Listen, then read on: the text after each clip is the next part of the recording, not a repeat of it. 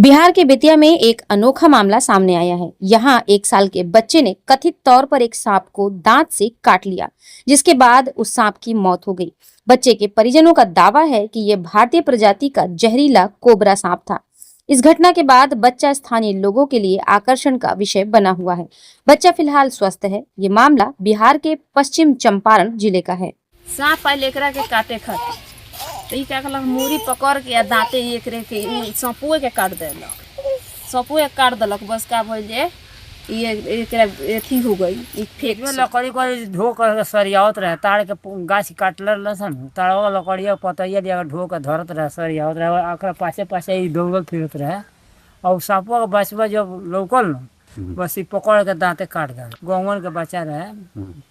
अब उ लड़का का बुझता ये सांप है काथी है, हमने के नहीं बुझता ऐसा सांप है, डरा जाए ले जाए ऐसे हो जाए। जब काट दिल तो ओकरा बाद महतारी जवन बिया तो देखल तो उठा के सांप बिक दिल सन।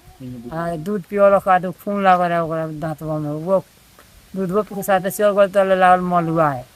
तो यहाँ से ले गए था झरवावलस आ उ कॉलेज नहीं कटले ले जाले। माने सांप लड़का के ना कटले रहे, ना कटले रहे, बस लड़का सांप के काट हाँ लड़के कटले रहे सांप। वो ले करके गोले बेतिया हॉस्पिटल में सरकारी उसमें भर्ती रहे। 24 घंटा 2 दिन रह करके और दवाई वही भोल तो 2 दिन के बाद में हाथ से पकड़ा और काट लिया, और उसका बहुत सारा पार्ट शायद उसने उन लोग के हिसाब से उसको इंजेस्ट भी कर लिया, खा भी लिया उसका कुछ पार्ट को।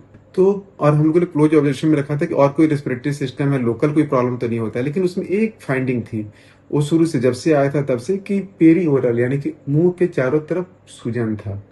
तो हम लोग मान के चलते हैं सूजन इसलिए हो कि अनयूजुअल कुछ बच्चे ने खाया था। एक बच्चे ने जो है स्नेक को खा लिया, उसके पार्ट को कुछ इंजेस्ट भी कर लिया। तो क्या हुआ, लोकल रिएक्शन हो, बॉडी का लोकल रिएक्शन के कारण पूरा के पूरे चेहरे के चारों तरफ यानी ओरल कैविटी मुंह के चारों तरफ सूजन उसको आ गई थी। इसके अलावा उसमें कोई खास सिम्टम नहीं था। जब साइंस के नजरिए से आप देखेंगे तो साइंस में इसका अपना एक्सप्लेनेशन है, पैथोफिजियोलॉजी है इसके पीछे। उसको समझेंगे जब हम, तो हमको लगेगा कि नहीं इतनी विचित्र घटना नहीं है। साइंस कैसे एक्सप्लेन करता है, जब भी कोई कोबरा जब आपको डसता है, काटता है, तो उसका वेनम ब्लड में जाता है, यानी कि सिस्टेमिक सर्कुलेशन में जाता है और वहां से पूरे बॉडी में फैलता है। और वहां पे जाकर न्यूरोलॉजिकल रिसेप्टर्स जो एसिटाइल कोलिन रिसेप्टर्स है वहां पे बाइंड होता है और बॉडी को पूरा पैरालाइज कर देता है। धीरे धीरे सेंट्रल नर्वस सिस्टम फेल हो जाता है। लेकिन अब इस वेनम को सपोज कि किसी ने सांप को ही काट लिया या किसी भी रीजन से उसने सांप का जो जहर है निगल लिया, खा लिया, अब क्या होगा। अब वो जहर आपके ओरल कैविटी मुंह के थ्रू आपके डाइजेस्टिव ट्रैक्ट में जाएगा, नली खाने की नली, उसके बाद आमाशय, छोटी आंत, बड़ी आंत होते हुए जाएगा।